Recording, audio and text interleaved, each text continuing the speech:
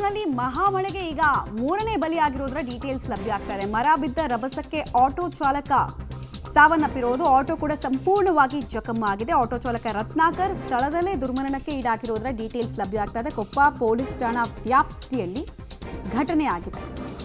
ಮಹಾಮಳೆಗೆ ಮಲೆನಾಡಿನಲ್ಲಿ ಈ ಮೂಲಕ ಮೂರನೇ ಬಲಿಯಾದಂಗೆ ಆಗ್ತಾ ಇದೆ.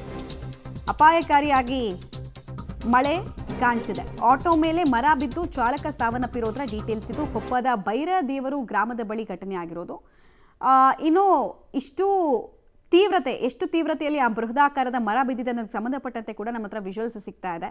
ಸೊ ಬೃಹದಾಕಾರದ ಮರ ಬುಡದ ಸಮೇತ ಬಿದ್ದಿರೋದನ್ನು ಗಮನಿಸ್ತಾ ಇದ್ದೀರಾ.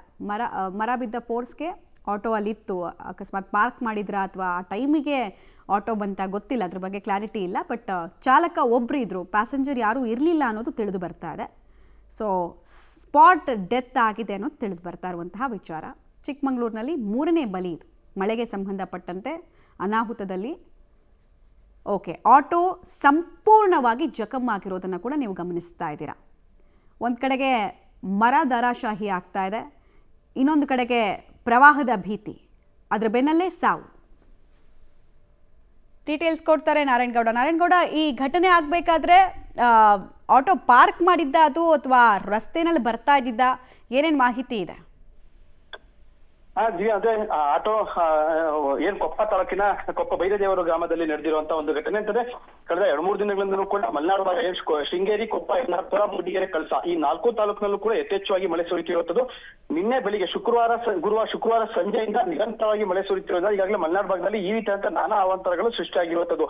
ಏನ್ ಕೊಪ್ಪ ಪಟ್ಟಣದಿಂದ ಬೈರದೇವರು ಗ್ರಾಮಕ್ಕೆ ಹೋಗ್ತಿದ್ದಂತ ಆಟೋ ಮೇಲೆ ಬೃಹತ್ ಮರ ಬಿತ್ತು. ಆಟೋ ಚಾಲಕ ರತ್ನಾಕರ್ 38 ವರ್ಷ, ಅವರು ಕೂಡ ಸ್ಥಳದಲ್ಲೇ ಸಾವನ್ನಪ್ಪಿರುವಂತದ್ದು. ಅಂತಂದ್ರೆ ಈ ಮಳೆಗಾಲಕ್ಕೆ ಇದು ಮೊದಲ ಸಾವಲ್ಲ, ಇದು ಮೂರನೇ ಸಾವಾಗಿರುವಂತಂದ್ರೆ ಈ ಹಿಂದೆ ಕೂಡ ಬೇಸಿಗೆಯಲ್ಲಿ ಸುಟ್ಟಂತ ಧಾರಾಕಾರ ಮಳೆಯಿಂದಾಗಿ ಆ ಸಿಡ್ಲು ಬರೆದು ಇಬ್ರು ಸಾವನ್ನಪ್ಪಿದ್ರು. ಒಂದು ಅಜ್ಜಂಪುರದಲ್ಲಿ ಒಬ್ರು ಸಾವನ್ನಪ್ಪಿದ್ರು, ಮತ್ತೆ ಚಿಕ್ಕಮಗಳೂರು ತಾಲೂಕಲ್ಲೇ ಒಬ್ರು ಸಾವನ್ನಪ್ಪಿದ್ದಂಥದ್ದು.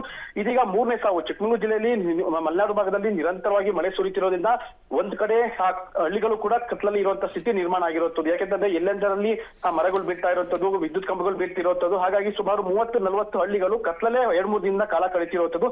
ಅದ್ರ ಜೊತೆಗೆ ಈಗ ಮತ್ತೊಂದು ಅನಾಹುತ ಅಂತಂದ್ರೆ ಈಗ ಈ ಸಾವು ಸಂಭವಿಸಿರುವಂತದ್ದು ಆ ನಿರಂತರವಾಗಿ ಸುತ್ತಿರುವಂತಹ ಮಳೆಯಿಂದಾಗಿ ಆ ಕೊಪ್ಪ ಪಟ್ಟಣದಿಂದ ಊರಿಗೆ ಬೈರದೇವರ ಗ್ರಾಮಕ್ಕೆ ಅವರ ಮನೆಗೆ ಹೋಗ್ತಿದ್ದಂತ ರತ್ನಾಕರನ್ ಅವ್ರ ಮೇಲೆ ಆಟೋದಲ್ಲಿ ಹೋಗ್ತಾ ಇದ್ದಾಗ ಆಟೋ ಮಾಲೀಕ ಕೂಡ ಅವರೇ ಆಗಿರುವಂತದ್ದು. ಮತ್ತೆ ಆತನೇ ಚಾಲನೆ ಮಾಡ್ಕೊಂಡು ಹೋಗುವಂತ ಸಂದರ್ಭದಲ್ಲಿ ಮರ ಬಿದ್ದು ಈ ದುರ್ಘಟನೆ ಸಂಭವಿಸಿರುವಂತದ್ದು. ಓಕೆ, ಧನ್ಯವಾದ ತಮ್ಮೆಲ್ಲ ಮಾಹಿತಿಗಾಗಿ ನಾರಾಯಣಗೌಡ.